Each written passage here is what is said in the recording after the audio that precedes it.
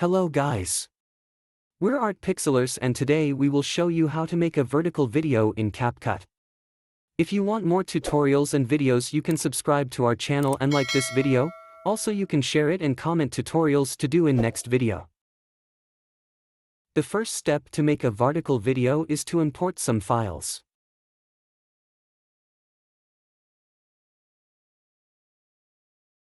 When you import the files, you need to drag them into the working space.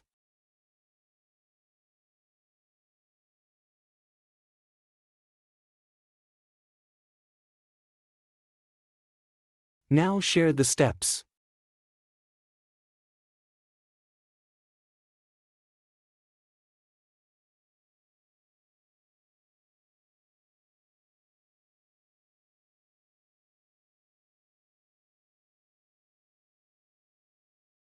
And voila! If I helped, you can subscribe to our channel and like this video.